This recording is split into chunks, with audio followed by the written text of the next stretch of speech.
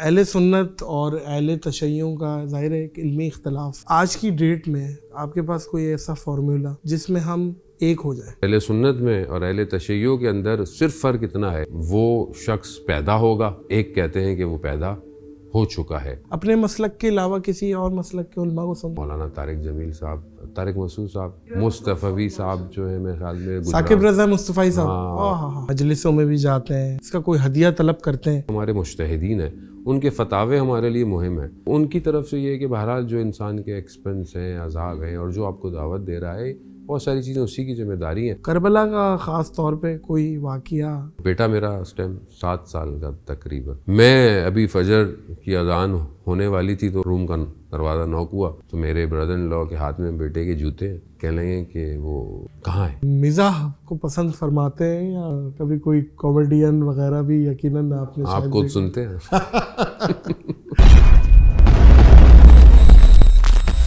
अस्सलाम वालेकुम अज़ीज़ ख़वातीनो हज़रात, मैं हूँ नादिर अली। बयानात ने इनके सबके दिलों में मोहब्बत उतारी। ज़हे नसीब पॉडकास्ट में आ गए हैं अल्लामा नुसरत बुखारी। अस्सलाम वालेकुम। वालेकुम सलाम व रहमतुल्लाह। सर बहुत शुक्रिया। आपका शुक्रिया कि आपने बुलाया। आपका शुक्रिया कि आप आए। बुलाते तो हम सबको ही हैं, बहुत कम लोग हैं जो कबूल कर लेते हैं और आते हैं। और आप जैसी शख्सियत, बाहो बहार शख्सियत और इल्मी और सफ़े अव्वल की शख्सियत जब वो आती हैं मुझ जैसी नाचीज़ के पास और अपनी इल्मी शगफ़ देती हैं, तो मेरे लिए ये सबसे बड़ा दिन हो जाता है। मैं सच बता रहा हूँ आपको। बिस्मिल्लाहिर्रहमानिर्रहीम। बहरहाल ये तो हर इंसान के अंदर खुदा ने सलाहियत रखी है। कुछ ख़ास सलाहियतें आपके अंदर हैं और कुछ बाकियों में है। अच्छा, एक बात बताइएगा अल्लामा साहब, अहले सुन्नत और अहले तशय्युं का ज़ाहिर है एक इल्मी इख्तलाफ और जो भी पॉइंट्स हैं, क्या आज की डेट में आपके पास कोई ऐसा फार्मूला जिसमें हम एक हो जाए? जी बिल्कुल, क्यों नहीं है। देखें, हमेशा हर दौर के अंदर जो है वो आइम्मा अलैहिस्सलाम ने जो बहरहाल हमें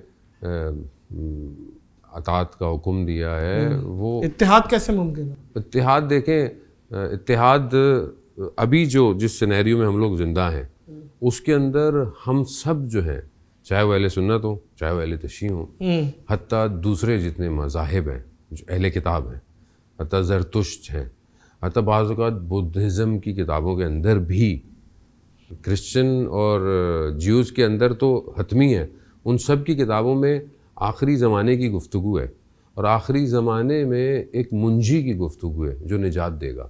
वो सब की किताबों में है। उसकी खुसूसियात एक ही हैं, नाम अलग अलग हैं, शख्स एक ही है। अच्छा, इस्लाम के अंदर तो बेदर्जे उला नाम भी एक ही है, सब कुछ है। और अहले सुन्नत में और अहले तशय्युं के अंदर सिर्फ फ़र्क इतना है कि वो शख्स पैदा होगा और एक कहते हैं कि वो पैदा हो चुका है। लेकिन जब ज़ाहिर है वो शख्स ज़हूर फरमाएंगे तो वो शख्स पैदा होके ही आएंगे। तो जब पैदा होके आएंगे तो आने वाला शख्स एक ही है। तो मैं ये समझता हूँ कि अगर हम उस एक के ऊपर मुत्तहद हो जाएं तो इससे बेहतर इत्तेहाद, इससे बेहतर उम्मत की इस्लाह, और आपके सामने जो दुनिया के अंदर हालात हैं, जुल्म और सितम है, फ़लस्तीन की सिचुएशन है और दुनिया में जुल्म हो रहा है, ये जुल्म तब तक ख़त्म नहीं होगा जब तक खुदा की तरफ से अदालत कायम करने वाला नहीं आएगा। क्योंकि मैं और आप अदालत कायम नहीं कर सकते। मेरे अपने फ़ायदे हैं, नफ़ा हैं, आपके अपने फ़ायदे हैं। आप जो भी काम करेंगे अपने फ़ायदे के लिए करेंगे, मैं कहीं ना कहीं अपना फ़ायदा रखूँगा। लेकिन जो अल्लाह का नुमाइंदा है वो सिर्फ़ और सिर्फ खुदा के लिए काम करेगा। अच्छा, आपने कोई एक्टिंग वगैरह के हवाले से भी मुझे पता चला है कि आपने कुछ की थी। वो जब हौजे के अंदर, कौन सी हॉलीवुड से आप एक्टिंग की क्लासेस लेके नहीं क्या किए थे? वही हौजे के अंदर ही था। जब मैं हौजे में स्टार्ट में पढ़ रहा था। हौजा क्या? जहाँ इस्लामिक एजुकेशन जो मैं ले रहा था, जब अपना बैचलर्स कर रहा था, तो वहाँ पहले क्वेश्चन आंसर टॉक शो जैसे होते हैं, इस्लामिक होते हैं, तो उन्होंने एक नया आइडिया दिया कि टॉक शो तो हो लेकिन हम थोड़ा सा उसको ड्रामाटाइज कर लें, यानी थोड़ा सा और उसमें अंदर। तो उसमें उन्होंने एक करैक्टर डिज़ाइन मतलब बनाया कि बाहर से आया है और उसके सवालात हैं, यानी ऐसे सिर्फ नहीं बना दिया कि मौलाना साहब के साथ। तो हर एपिसोड में डिफरेंट टॉपिक था, डिफरेंट स्कॉलर्स थे। तो मैं बेसिकली एज अ होस्ट था, लेकिन उस होस्ट को उन्होंने एक एज अ गेस्ट बना दिया तो उसमें ये थोड़ी सी है कि बंदा इंसान रोज़े पे जा रहा है, कभी जो है वो किसी लाइब्रेरी में जा रहा है, कभी अकेला बैठा हुआ है, सोच रहा है, तो वो बहरहाल थोड़ी बहुत जो है वो तौफीक हो गई। अलबत्ता स्पिरिचुअल थी, करबला था, शमी में करबला उसका नाम था, तो बड़ा एक बहुत पुराना और एक यादगार। तो उसके बाद एक और प्रोग्राम किया था असहाबे करबला का, उसके अंदर होस्टिंग की। और आप गालिबन मीडिया पढ़े भी हैं आप? जी मैं क्या किया है थोड़ा पता है? मैंने जब अपने मास्टर्स कर रहा था इस्लामिक थियोलॉजी में और फ़िलासफ़ी में, तो उसके पैरेलल मैंने जो है वो 100 ईयर्स ऑफ हॉलीवुड जो है और cinema, start of cinema, start of camera, और फिर फ्रेंच सिनेमा, जर्मन सिनेमा, ये सारा जिसके अंदर first world war, second world war, great depression, इन सब को पढ़ा कि सिनेमा का क्या किरदार था। और उसके बाद तभी मैं बहुत ज़्यादा एक टाइम तक मैंने बहुत ज़्यादा एनिमेशंस पर, मूवीज़ पर क्रिटिक भी किया। और वो सारी कौन सी मूवीज़ पे?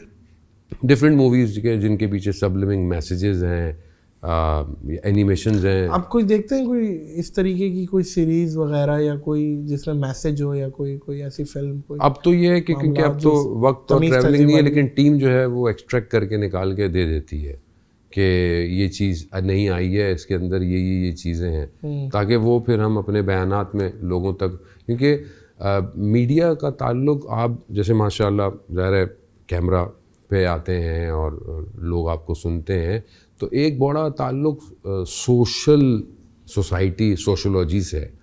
और अफसोस ये कि हमारे माशरे में ना इसको उस तरह नहीं किया गया। हर कोई डायरेक्टर बन जाता है, हर कोई राइटर बन जाता है, हर कोई एक्टर बन जाता है, जबकि सोसाइटी के अपने नॉर्म्स हैं। इवन कलर भी बात करते हैं, लाइट्स भी बात करते हैं, आवाज़ के अब हत्ता यहाँ के हुरूफ जो हैं उनकी अपनी शक्लें हैं, अगर उनको सही अदा ना किया जाए तो वो उतरती नहीं है। अब जब आप कोई माशरे में कोई बात पहुंचा रहे हैं तो आपको पूरे माशरे का पता होना चाहिए कि मेरी सोसाइटी कैसी है। हो सकता है मैं एक तबके को तो खुश कर रहा हूँ, लेकिन एक बहुत बड़े तबके को मैं नाराज़ कर रहा हूँ, तो वो जो है ना वो बहुत ज़्यादा प्रॉब्लम। इसीलिए बहुत ज़्यादा प्रॉब्लम है कि आज हमारे माशरे में होने वाले जो ड्रामे हैं, जो इस तरह की चीज़ें हैं, वो बाज़ औक़ात कहते हैं कि हम तो जी माशरे की बुराई दिखा रहे हैं। खूब आप हर बुराई दिखाने से हल नहीं होती। इस्लाम कितना बुराइयों को छुपाता है।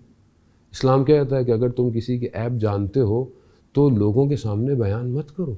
अगर तुम हकीकी दोस्त हो उसके, तो उसके ऐब, उसकी कुछ बुराई अल्लामा साहब दिखाने की होती है, कुछ बुराई पढ़ने की होती है।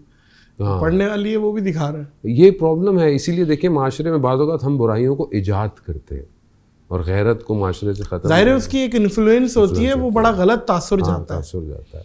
बिल्कुल, तो ये बहुत अफसोस है बहरहाल आज। तो पाकिस्तानी जितनी भी इंडस्ट्री है इनको कोई, या आप मैसेज कुछ देना चाहेंगे? मैं बहरहाल मैं तो यही देखिए मैसेज दूंगा कि बहरहाल देखिए इंसान की इंसानियत इम्पोर्टेंट है। मज़हब अगर आप समझते भी हैं कि मज़हब, बहुत से लोग समझते हैं कि मज़हब इंसान की तरक्की में रुकावट है। मज़हब इंसान की तरक्की में रुकावट नहीं है। आपने मज़हब को समझा ही नहीं। वाह। इस्लाम जो मज़हब है, कुरान क्या कहता है कि जितने नबी आए, जितने अंबिया आए, वो इस्लाम लेकर आए। इस्लाम ऐन फितरत है। अगर इंसान की फितरत में प्यास लगना है तो खुदा ने पानी का इंतज़ाम किया है। अगर इंसान की फितरत में सांस लेना है, उसको ऑक्सीजन चाहिए, तो खुदा ने ऑक्सीजन का इंतज़ाम किया है। इसी तरह फितरत, मोरल्स जो वैल्यूज़ हैं, जो कुरान और इंसानियत दे रही है कि ये स्ट्रक्चर घर का होना चाहिए, ये घर की चीज़ें होनी चाहिए, ख़ातून को ऐसे होना चाहिए, फैमिली को ऐसे होना चाहिए, तरबियत को ऐसे होना चाहिए, ये ह्यूमन स्ट्रक्चर्ड है। जब आप इसको तोड़ेंगे तो माशरा टूट फूट जाएगा। और अगर हम इन्हीं चीज़ों को माशरों में आगे डिफ़ाइन करेंगे, महरम ना महरम ताल्लुकात को दिखाएंगे बड़ी खुशी के साथ और चीज़ों को जो है वो प्रमोट करेंगे, तो आप क्या समझते हैं कल को फिर हमारी उंगलियां उठती हैं सिर्फ उन लोगों की तरफ के जो मुल्क चला रहे होते हैं, जबकि हमें भी किसी कुर्सी पे बैठाया जाए तो हम भी वही करप्शन करेंगे। क्योंकि हम जिस माशरे में, देखें कुरान क्या कह रहा है कि जो हज़रत मूसा अलैहिस्सलाम ने जब बनी इसराइल को निजात दी, वो कौम की जो दुआएं कर रही थी कि कोई आए फ़िरौन के शिकंजे से हमें बचाए, लेकिन जब वो दरिया किनारे पहुंच गए, सामने पानी था और सामने पानी को देखकर उन्होंने कहा कि हज़रत मूसा को कि हम तो फंस गए। पीछे जो है वो फ़िरौन का लश्कर पहुंच चुका, तो घोड़ों पे था। सही। तो खुदा ने कुरान की आयत भेजी कि मूसा इनसे कहो कि मेरा रब मेरे साथ है और अपनी असा को पानी पे मारो। असा को मारा जो है वो 12 कबीले थे, 12 रास्ते बने, ये क्रॉस कर गए। रिवायात कहती हैं कि इनके पाँव समंदर की मिट्टी से अभी गीले थे। इन्होंने क्या देखा, एक कौम बुतों की पूजा कर रही है। इन्होंने क्या कहा, मूसा हमारे लिए भी ऐसा रब बनाओ। यानी मुअज्जा देख के आई है। क्यों? क्योंकि कुरान कह रहा है कि ये कौम फ़िरौन के निज़ाम में पली बढ़ी थी, फ़िरौनियत के सिस्टम में पली बढ़ी थी।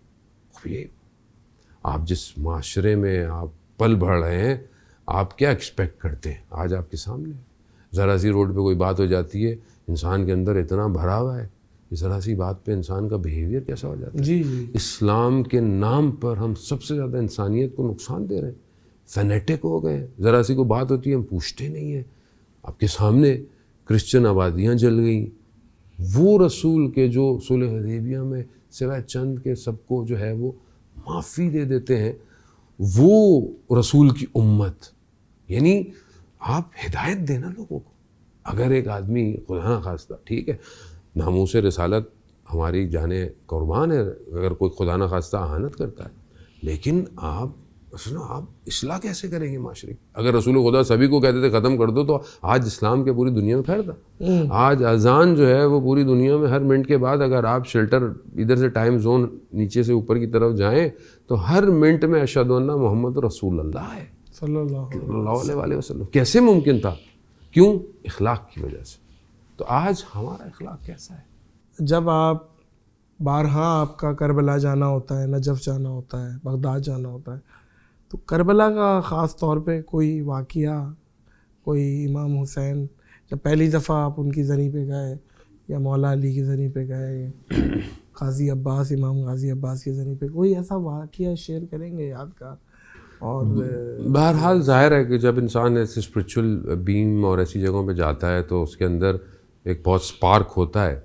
लेकिन एक वाक़या जो बहरहाल मैंने बयान भी किया है कि शायद 2014 या 15 में मैं गया, फैमिली के साथ गया। तो बेटा मेरा उस टाइम 7 साल का तकरीबन, तो वो रात को उसने बड़ी ज़िद की कि आप लोग रात को जाते हैं, सारी रात बैठते हैं, फजर तक, हाँ, नमाज फजर तक जाते हैं, मतलब तहज्जुद भी, फजर भी पढ़ के आते हैं, तो मैं भी जाऊंगा। हम अमूमन उनको रूम में सुला देते थे कि भाई आप नहीं थक जाएंगे। तो उनके मामू भी साथ थे उस ट्रिप में, ज़ियारत पे। आपके साले? मेरे ब्रदर इन लॉ। तो मैंने इनको बोला कि आप इनको ले जाएं, मगर इनको जल्दी ले आएगा। मैं अभी फजर की अजान होने वाली थी तो होटल रूम का दरवाज़ा नॉक हुआ, तो मेरे ब्रदर इन लॉ के हाथ में बेटे के जूते हैं। कह लगे कि वो कहाँ है? मैंने कहा तो आपके साथ गया था। कहता हाँ, लेकिन मैं तो 1 घंटे से उसको ढूंढ रहा हूँ, मुझे नहीं मिला। तो एक अचानक से जो है ना वो हुआ। तो फिर मैंने कहा यार अब तो फजर है, खुदा को तो सजदे कर लो, बच्चा तो मिल ही जाएगा। फिर उसके बाद फिर जब हम गए एक हरम, आपने जो अभी करबला गए, हज़रत अब्बास अलैहिस्सलाम के हरम के करीब हम ठहरे हुए थे। अब सुबह का टाइम है, फजर के बाद है, और अमूमन रश के दिन भी नहीं थे और ठंड सर्दियाँ थी। लोग दरमियान में कमलों में सो भी रहे होते हैं जो दूर से ट्रैवल करके आए होते हैं। अब सब ऑफिस भी बंद थे कि जहाँ आप ऐलान करवाएं। खैर गए, हरम में ढूंढा, इस दरवाजे उस दरवाजे, इतना बड़ा है ज़ाहिर है, रकबा हर जगह ढूंढा। खुद दाम से पूछा जो गेट पे होते थे, कहा हमने नहीं देखा बच्चे को किसी। अच्छा, उसको उर्दू भी थी, इंग्लिश भी थी, पर्शियन भी वो बोल लेता था, होटल भी उसको पता था, ऐसा नहीं कि उसको पता नहीं था। लेकिन बहरहाल उसके बाद काफ़ी लोग जमा हो गए, ढूंढते रहे। काफ़ी देर जब गुजर गई, बहुत देर गुजर, परेशानी आप पे भी आई होगी। एक टाइम आया कि फिर वो तो लोग, पब्लिक तो बहुत परेशान थी, लेकिन ज़ाहिर हम थोड़ा सा, एक बंदा होता है रूहानी, 4 हदीसें सुनता है थोड़ा सा इंशाअल्लाह। लेकिन एक टाइम आया कि जब बस हो जाती है आदमी की। तो मैं वो बाब किबला में, इमाम हुसैन अलैहिस्सलाम के हरम में ना, जो किबले की तरफ दरवाज़ा खुलता है, उसके सामने मैं दरी के सामने आया। तो मैंने इमाम हुसैन अलैहिस्सलाम से ही कहा, मौला ये तो मैं जानता हूँ, ये मेरा ईमान है कि बच्चा कहीं पे भी है, आप जानते हैं, बाप हूँ बहरहाल मैं, अभी मैं क्या करूँ।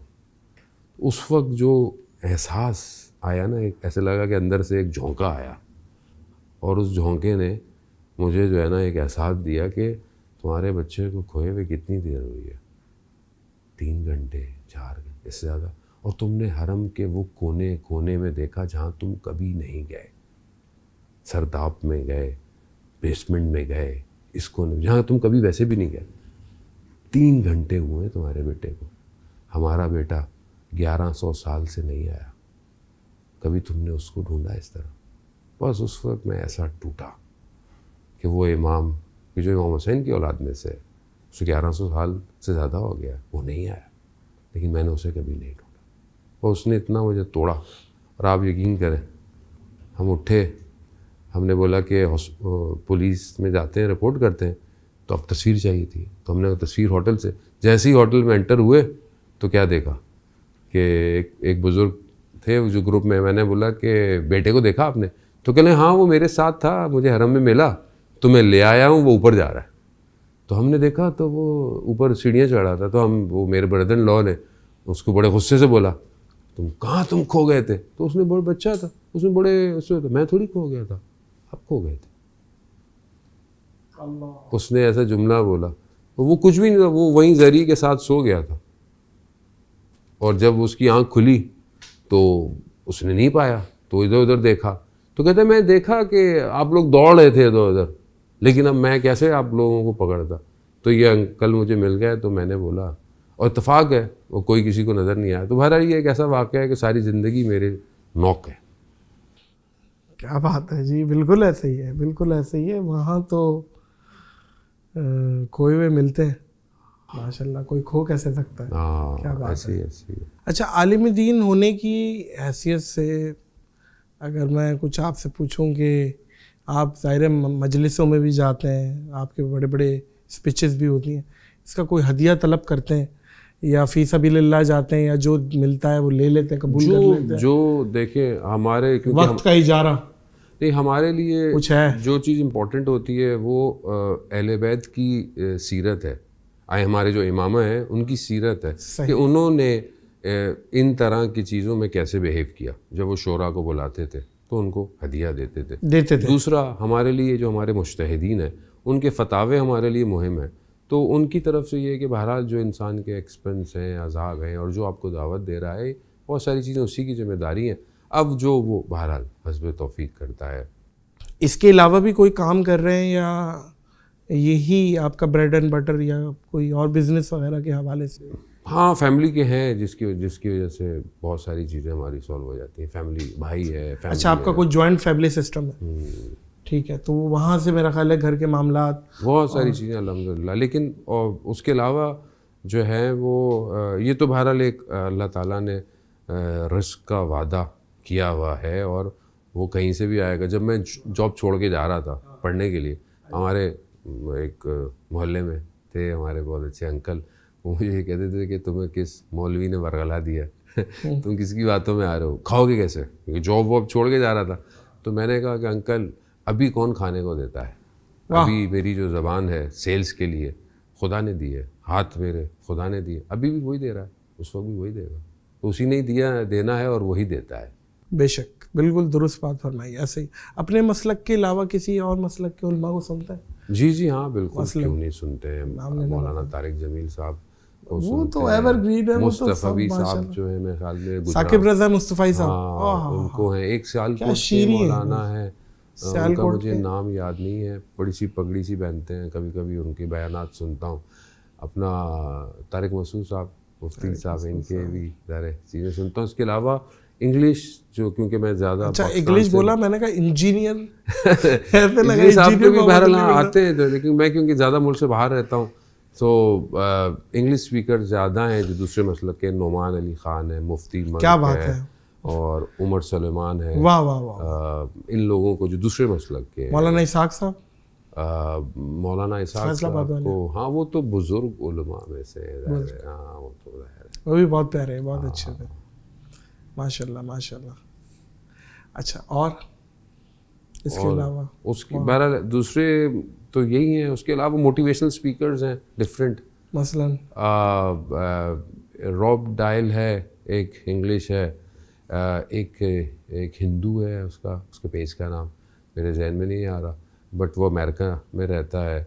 उसके मैंने बहुत अरसे उसकी मोटिवेशनल वो नाश डेली वाला वो जो है एक उसके काफ़ी बड़ा मोटिवेशनल है। ये अब आप यूट्यूबर्स में आ गए। हाँ, क्योंकि बहरहाल ये अब मुझ तक पहुंचने वाले हैं आप पाकिस्तान में। तो क्योंकि बहरहाल मेरा कोर जो है वो ज़ाहिर है, जब पहले था तो मार्केटिंग था, सब कुछ था। तो फिर जब मैं हौज़े में आया तो खुदा ने बहरहाल उस इल्म को ज़ाया नहीं होने दिया, उसको मैंने इस्तेमाल किया और बहरहाल उसके बाद जितना मैं काम हम कर सकते थे बहरहाल हमने किया। तो उसमें ज़ाहिर है आपको देखिए स्पीच करना, स्पीक, ये स्किल्स हैं, ये बिल्टन भी होती हैं और आप सीखते भी हैं।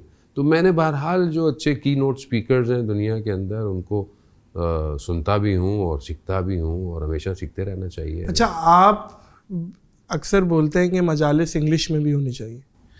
मजलिस है, हाँ होती हैं, क्यों नहीं होती हैं। बाहर तो अक्सर जगहों मैं भी आधी इंग्लिश आधी उर्दू पढ़नी पड़ती है बहुत सारी जगहों पे, क्योंकि ये यूथ है बहुत सारे ममालिक में जाता हूँ, जैसे अफ्रीका जाता हूँ। हाँ, वो एक लैंग्वेज तो है, उसे यूज तो कर सकते हैं ना। हाँ, लेकिन वहाँ प्रॉब्लम है कि बहुत सारे स्टेट ऐसे हैं, जगह ऐसी हैं कि जो मतलब जहाँ पर एक जो जनरेशन है उसकी 2-3 ज़बानें और हैं उर्दू के अलावा। यानी जो 100 साल पहले उनके ग्रैंड पेरेंट्स गए थे उनको तो उर्दू आती थी, अभी उनके पेरेंट्स को भी आती है, लेकिन कहीं फ्रेंच बोली जाती है। मैं ऐसी जगह गया हूँ जहाँ लोग फ्रेंच बोलते हैं, इंग्लिश भी नहीं बोलते थे, तो मुझे रोज़ गूगल करके कहीं ना कहीं वर्ड निकालने पड़ते थे अपनी मजलिस के लिए कि मैं उनको इस्तेमाल करूँ आके, क्योंकि आपको पता है कि स्पीकर का और ऑडियंस का कनेक्शन बहुत इंपॉर्टेंट है कि बहरहाल आप उसकी बात करें ना जो आपके सामने बैठा है, तो उसके बाद उसके दिल में उतरेगी, वरना वो आपकी बात कैसे सुनेगा।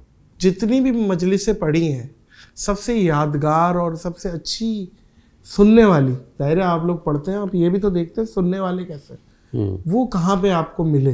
पाकिस्तान में? पाकिस्तान में इंडिया तो, में भी पढ़ी है आपने मजलिस? नहीं इंडिया में नहीं जा पाया मैं, ज़्यादा UK, Europe, Africa, middle east और तो यहाँ पे कहाँ पाकिस्तान में? पाकिस्तान में माशाल्लाह देखिए, पाकिस्तान में हर जगह का ऑडियंस डिफरेंट है। आप इंटीरियर सिंध चले जाएं, ऑडियंस डिफरेंट है, इश्क पाया जाता है, मोहब्बत पाई जाती है।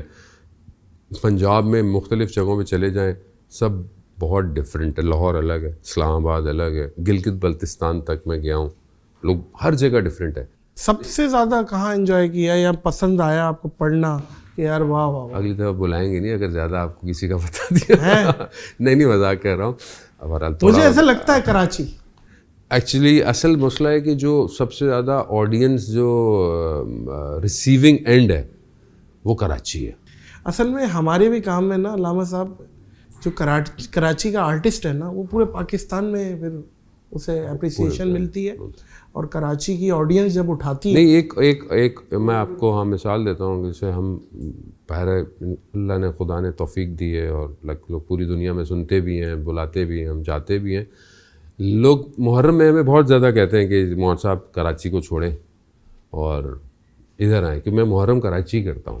अच्छा, मुहर्रम कराची में होते हैं पहले 10 दिन खास तौर। इधर आए, इधर कौन कहाँ बुला रहा है? मतलब मुझसे कोई कहता है यूके आ जाएं, कोई कहता है मतलब यहाँ पढ़ लें पहले 10 दिन। वैसे तो मैं जाता हूँ पूरा साल, लेकिन वो पहले 10 दिन लोग जाते तो हैं। नहीं, हमसे कहते हैं तो हम उनको यही कहते हैं। अभी मैं मोज़म्बिक में था अफ्रीका में, तो उन्होंने बहुत हो गया कि मौलाना साहब 2035 2048 कोई साल तो दे दें। मैंने कहा मसला साल का नहीं है, मसला ये है कि कराची जो है ना, वो जो कराची में पढ़ता है ना, वो जिसको अल्लाह ने तौफीक दी है, मौलाना तालिब जौहरी, खुदा उनके दर्जात बुलंद करे, कराची के थे जी, कराची के थे। उन्होंने वो फरमाते थे कि जो कराची में पढ़ता है वो पूरी दुनिया में सुना जाता है। और हकीकत ये है कि जो हम कराची में पढ़ते हैं पूरी दुनिया उसको जो है ना वो सुनती भी है और उसके असर भी लेती है। ऐसा नहीं है कि लोग वहाँ नहीं सुनते। बहरहाल क्वांटिटी के हिसाब से भी अगर आप कंपेयर करें तो नोबडी कम्पीट कराची। अल्लामा साहब स्पोर्ट्स में दिलचस्पी? स्पोर्ट्स में क्रिकेट का वर्ल्ड कप फॉलो किया हो भाई? नहीं, कोई ऐसा कितने छक्के मारे भाई? क्या नहीं क्या बात है भाई, बाबर आजम क्यों नहीं चल पा रहा भाई? क्या बात है, ये बोल आउट क्यों नहीं कर पा रहा शाहीन अफरीदी? नहीं, कोई ऐसा बात ऐसे इतना नहीं है कुछ ज़्यादा। फुटबॉल खेलने का ये है कि थोड़ा बहुत स्पोर्ट्स में फुटबॉल जो अक्सर जगहों पे मैं जाता हूँ तो खेलता हूँ, क्योंकि बड़ा रनिंग है, एक स्पोर्ट्स है। फुल बॉडी और एक्सरसाइज। हाँ, और क्लाइंबिंग है थोड़ी सी, कैंप करता हूँ यूथ के साथ मुख्तलिफ मुल्कों में, तो उसमें हाइकिंग भी है और डिफरेंट एक्टिविटीज़ है, बोटिंग है। तो ये तो फिज़िकल फिटनेस इंपॉर्टेंट है इंसान की सेहत के लिए भी और जहन के लिए भी। कोई मिजाह को पसंद फरमाते हैं या कभी कोई कॉमेडियन वगैरह भी यकीनन आपने आप शायद खुद देखे। सुनते हैं? मतलब बड़ी मेहरबानी, लेकिन हमारे पाकिस्तान में ये मिजाह की खेती बड़ी जरखेज़ है, जरखेज़ है। तो बड़े बड़े कॉमेडियंस हमारे सीनियर्स गुजरे, कोई फेवरेट आपका? जी, उमर शरीफ साहब को सुनते थे और अभी भी कभी कभी यूट्यूब पे चीज़ें आ जाती हैं। मोइन अख्तर साहब का मज़ा जो है वो बहुत ही हाई क्लास का मज़ा। अनवर मकसूद साहब के तंजिया भी तो माशाल्लाह आज तक खुदा उनको सेहत दे, जिस पॉलिटिकल तरह सटायर और वो किस तरीके से वो आउट क्लास जूम आईने भी बहुत अच्छे करते हैं। हाँ, वो ये ज़ाहिर है ये इल्मी मज़ा है माशरे का। और उसके अलावा बहरहाल आजकल आपके बात के बहुत सारे आपके दोस्त अहबाब हैं, उनको देखता रहता हूँ मैं। ऐसा नहीं है कि मतलब नहीं है, मतलब ऐसा नहीं माशाल्लाह, वो तो मुझे भी एहसास हो रहा है कि मैं कोई बहुत ज़्यादा कोई बुजुर्ग शख्सियत के साथ नहीं बैठा, कोई ऐसा ही लग रहा है कि एक इल्मी तो है आप, लेकिन बड़े मज़े के आदमी हैं, ये भी है। खाने में क्या पसंद करते हैं? तो एक मैं पॉडकास्ट कर रहा था, हाँ। एक हमारे दोस्त हैं मौलाना इंडिया के, हाँ। उनके साथ, तो उन्होंने ये सवाल पूछा अच्छा, कि आप खाने में क्या पसंद करते हैं। तो मैंने कहा देखिए, बहरहाल दुनिया मुख्तलिफ जगह जाते हैं, ज़ाहिर है एक तो हर जगह की डिश और हर तरह के अलग खाने हैं, तो बहरहाल आपको टेस्ट तो करना ही है। टेस्ट करना। तो मैंने कहा ऐसा कुछ नहीं है सब। तो उनका नहीं, फिर भी मैंने कहा नहीं ऐसा। तो वो मैं प्रोग्राम करके चला गया। कुछ दिन बाद उनका बेटा मिला मुझे, तो कह रहे हैं चाचू वैसे आपने बड़ा अच्छा किया कि आपने कोई एक डिश नहीं बताई। मैंने कहा क्यों? कहता है फिर जहाँ भी जाते हैं ना पब्लिक आपको एक ही डिश खिलाती है। लेकिन चावल ज़्यादा पसंद करते हैं या कोई रोटी? नहीं, सेहत की वजह से चावल कम खाता। चावल नहीं खाते आप? अवॉइड, अब तो काफ़ी, जब से कुछ अरसे काफ़ी अलील हो गया था तो डॉक्टर ने मना। सब्जी या दालें ज़्यादा या सब्जी गोश्त? पसंद करता हूँ और बहरहाल गोश्त पसंद करते हैं? हाँ, गोश्त में भी लिमिटेशन काफ़ी ज़्यादा। लिमिटेड। हाँ, लिमिटेशन है। सही। और फैशन वगैरह के हिसाब से कितना कोई फॉलो करते हैं? कोई लिबास वगैरह को, खुश लिबासी तो माशाल्लाह आपके अंदर है, नहीं, कोई बाकायदा कोई डिज़ाइनर वगैरह भी रखा हुआ है, कोई अच्छा सा आउटफिट बना लेते हैं ब्लैक कलर का? ये ज़ाहिर है ये जो लिबास बहरहाल हम पहनते हैं इसके ख़ास टेलर्स हैं और ख़ास मखसूस ही हैं जिनसे मैं ये लेता हूँ। और बहरहाल ख़ुद जो है वो सुन्नत पैगंबर भी है पाकीज़ा रहना। और इंसान, मार्केटिंग की टर्म है कि you have to be self first yourself, अपने आप को पहले बेचो, वाह वाह, उसके बाद तुम्हारी बात कोई ख़रीदेगा। वाह तो जाहिर है जब आप एक इतनी अच्छी बात जो कि अल्लाह की तरफ से है, कलाम इलाही है, जब आप उसको कहीं लेके जा रहे हैं तो आप बहरहाल आपकी अपीयरेंस जो है वो बहुत मैटर करती है। अल्लामा साहब आप अंगूठी दिखाइए, ये कौन सी है? ये अकीक है और अकीक यमनी की एक टाइप है, कुबुत कहते हैं इसको। और बहरहाल तो इसकी कुछ खास कोई अकीक मामलात होते की हैं ये या खास कोई होती है? जिंदगी में भी कोई मामलात होते हैं इस पत्थर के? नहीं, बहरहाल रिवायात ऐसी में बस- है मौला कायनात से हज़रत अली इब्न अबी तालिब अलैहिस्सलाम से कि बहरहाल मोमिन की जो इमाम हसन अस्करी भी फरमाते हैं कि मोमिन की 5 निशानियाँ हैं। एक निशानी ये है कि उसके हाथ में अकीक की अंगूठी जो है वो होनी चाहिए। तो अच्छा, बहरहाल बाकी निशानियाँ तो खुदा बेहतर जानता है, चले कम अज़ कम एक निशानी तो नहीं, अल्लाह इस्तकामत दे आपको। आप माशाल्लाह ज़बरदस्त बाहोबार शख्सियत है।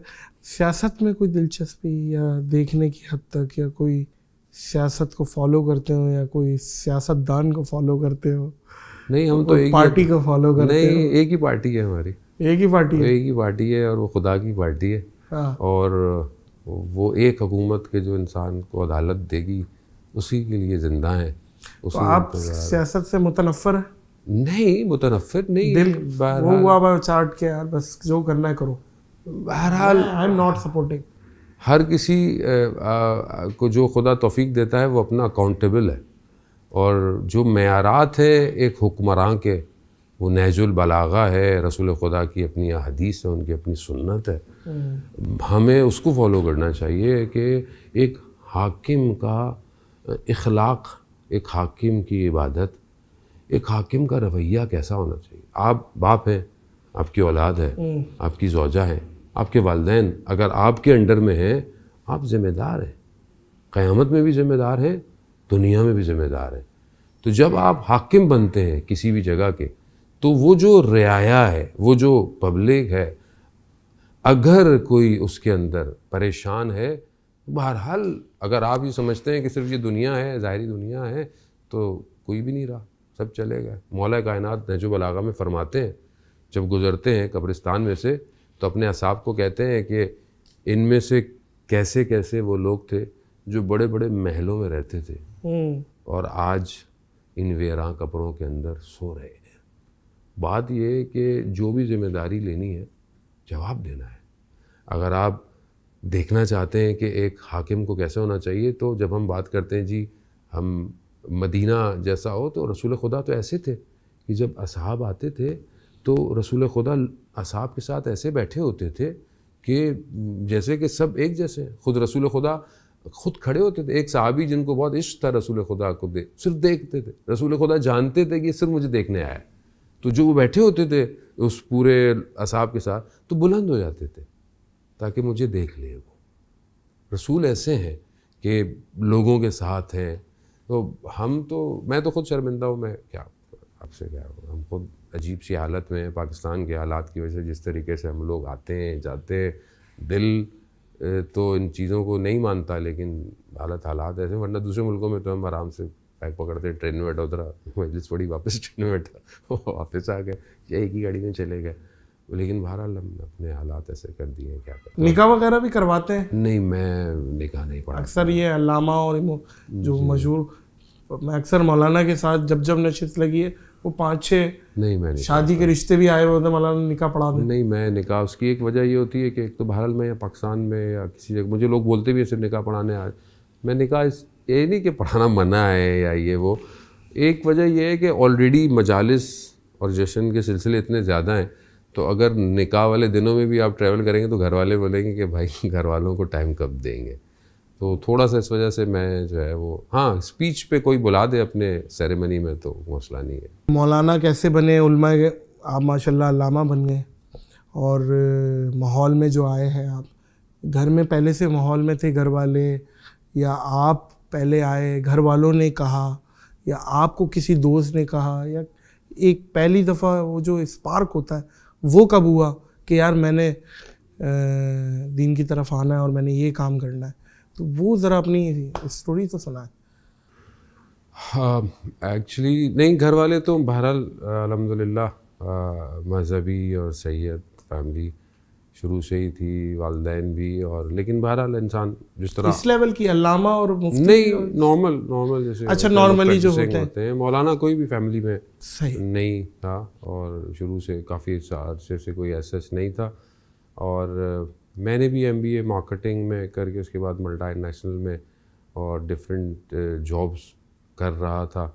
उसी असना में ही खुदा ने जो है वो मुझे एक हिदायत जिसे कह लें, सबसे कीमती तोहफा दे दिया। हाँ, मतलब ये कहें कि ये नेचुरल है, फितरत में है कि खुदा हर किसी को मौका देता है, और ये नॉक जो है ना, ये हर किसी की ज़िंदगी में होती है। तो ये जो दस्तक थी ना, ये मेरी ज़िंदगी में मेरे उस प्रोफेशनल टाइम पीरियड में कि जब मैं जॉब करता था, उस वक्त मुझे एक एहसास था कि कोई चीज़ की कमी है, और वो एक तलाश है जिसे मुझे खुद नहीं पता था कि वो क्या है, लेकिन अंदर से आपको लगता था कुछ कमी है। मुझे लगता था कि जो मैं कर रहा हूँ ये काफ़ी नहीं है, ये सही नहीं है।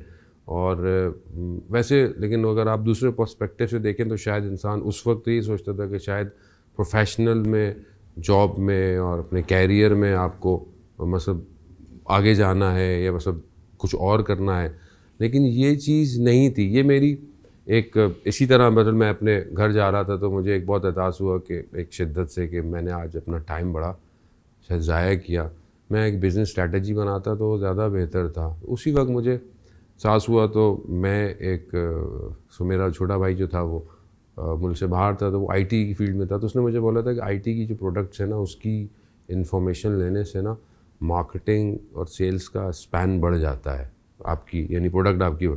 तो मैं उतर गया और हम बहुत पुराना जानने वाला था, उसका इंस्टीट्यूट था CCNA का, उस ज़माने में बड़ा ज़ोर था नेटवर्किंग का कोर्स का। मैं वहाँ चला गया, मैं कहा मुझे कोर्स करना है। तो वो जो बैच था उसमें एक 2-4 लड़के थे, उसमें एक लड़का था, ज़ाहिर दोस्ती हो गई। वो रूहों की बड़ी बातें करता था, रूह, अरवाह और इस तरह, मतलब परवाज़। तो मैं मजाक से उसे कहता था ये चाइनीज़ फिल्म में थोड़ी है कि इंसान उड़ के चला जाएगा। तो वो कहता था नहीं, ये सब हकीकत है, ये सब शरीयत है। तो वो ज़ाहिर है दोस्ती हर वक्त जहन पर हिट करते रहना, और एक अंदर की जो कार्विंग थी, एक चीज़ तलाश थी। तो एक दिन वो अपने ना किसी रूहानी उस्ताद के पास ले गया। थे तो वो डॉक्टर ऑक्यूपेंचर के, लेकिन ले गया और बहरहाल उसने ऐसे ही मुझे कहा, मेरी तरफ देखा और उनको ऐसे ही कह दिया कि ये जो हैं वो रूहानियत सीखना चाहते हैं। अब मैं उनकी शक्ल देखूँ कि बहरहाल उसने खुद अपनी तरफ से कह दिया, लेकिन बहरहाल खामोश बैठा रहा। उन्होंने मुझे कुछ जिक्र दिए और फिर ये कहा कि ये जिक्र आज ही से आपने पढ़ने। मैं बहरहाल घर आ गया नॉर्मल, मैंने बहुत ज़्यादा ध्यान नहीं दिया। तो मैंने सोचा कि अभी कौन, अगले हफ्ते से पढ़ेंगे। लेकिन उन्होंने कहा था कि वेडनेसडे को ही पढ़ा जाता है स्टार्ट। लेकिन उस दिन मुझे मेरे बदन में दर्द हुआ, बुखार हुआ बहुत ज़्यादा। अचानक से एहसास हुआ कि शैतान तो नहीं है जो मुझे रोक रहा है।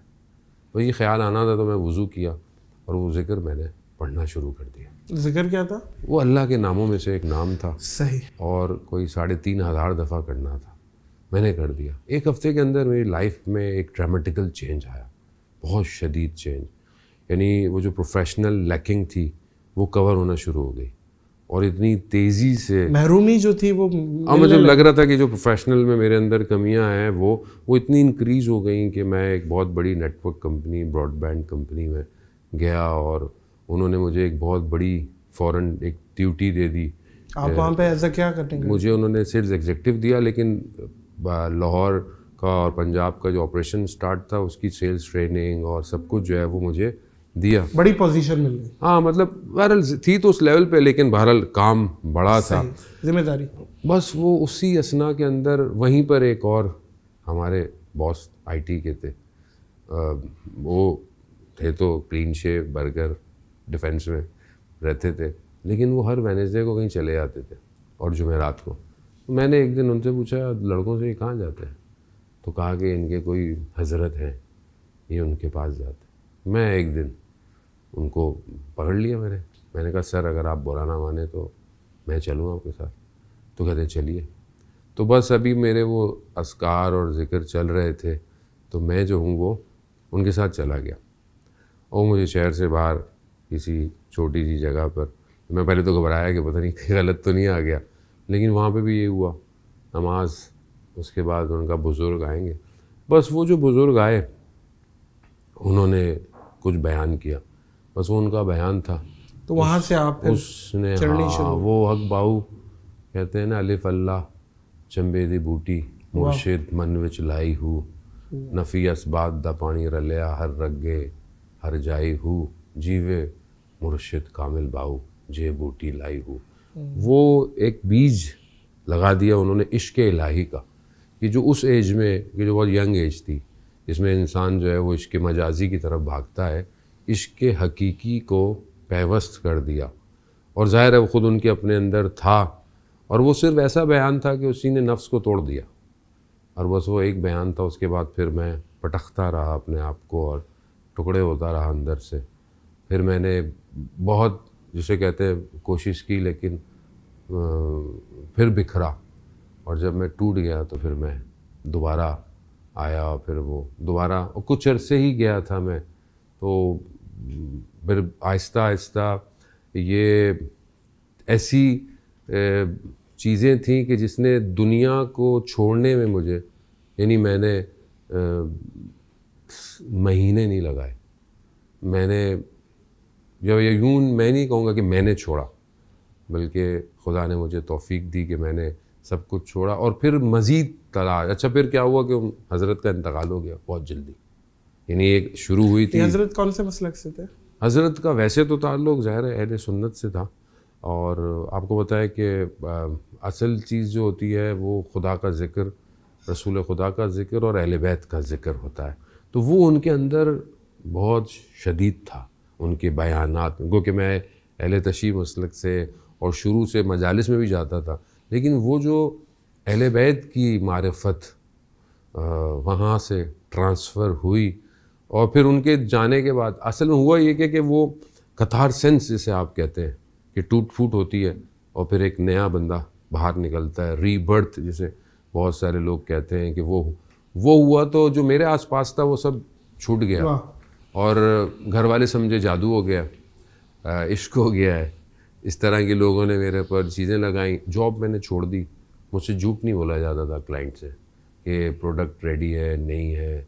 और सीईओ हमारे बहुत अच्छे थे, अभी भी हैं, वो 4-5 कंपनियों के सीईओ। उन्होंने फिर मुझे बोला कि तुम्हारा अपना ऑफिस है, जब दिल चाहे आ जाओ और अच्छी बात है अगर तुम ऐसा महसूस करते हो। मैंने खलवत ले ली, एक अपना हुजरा जहाँ नमाज कुरान नहज बलागा, लेकिन तशनगी तड़पती रही क्योंकि उनका इंतकाल हो गया। अब कहाँ जाऊँ? मैंने पूरा शहर ढूंढा, गली गली मज़ार, मुझे वो एनर्जी कहीं नहीं मिली। मैं बड़े बाबों के पास गया, उन्होंने मुझे देखते थे कैसे जो तुम्हें चाहिए हमारे पास नहीं है। इसी असना में बहरहाल मैं मज़ारों में जाने लग गया, शहर से बाहर जाने लग गया, लेकिन वो बढ़ता गया मामला। एक ख़ौफ ये था कि दीन या इस्लाह की तरफ मैं आया तो नाकामी नहीं चाहता था मैं। दिल यही कहता था कि सब छोड़ दो, जाके मज़ार में बैठ जाओ और बस ख़त्म सब कुछ। लेकिन अंदर एक चीज़ थी कि ये कामयाबी नहीं है, कामयाबी वही है। अगर ये कामयाबी होती तो रसूल भी गारे हिरा से नीचे ना उतरते। कामयाबी कुछ और है। बस इसी अरसे में बहरहाल बहुत सारे दोस्त वसीला बने और फिर मैं ईरान चला गया।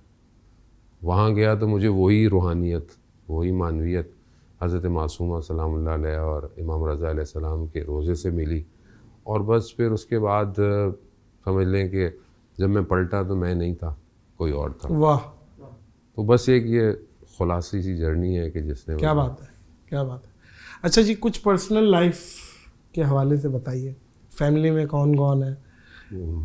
हमारी जो भाभी हैं वो शादी आपकी लव मैरिज थी? नहीं, ज़ाहिर है जिस नहज से मैं तब्दील हुआ तो सब कुछ अरेंज था। तो शादी आपकी ये अल्लामा बनने के बाद? नहीं, अल्लामा तब लाइफ में यानी इस्लाह के बाद और अल्लामा बनने से कब हुई थी शादी? पहले 2005 में। अच्छा, मशहूर होने से पहले? नहीं मशहूर बहुत पहले ना।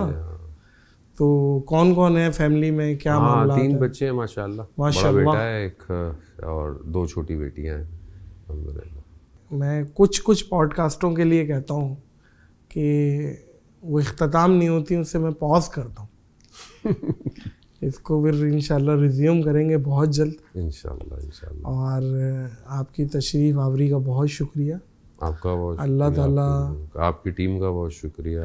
अल्लाह ताला, मैं दुआ गो हूँ अल्लाह ताला आपको ज़वाल नेमत से बचाए, अल्लाह आपको खुश खुर्रम रखे और कोई गम ना दे सिवाय गम हुसैन। खुश रहे। बहुत शुक्रिया, बहुत शुक्रिया। मुअज़्ज़िज़ ख़वातीन व हज़रात, इस पॉडकास्ट को पॉज करेंगे इस यकीन, इस दुआ, इस अपनेपन के साथ कि अपना और दूसरों का बहुत ख्याल रखिएगा।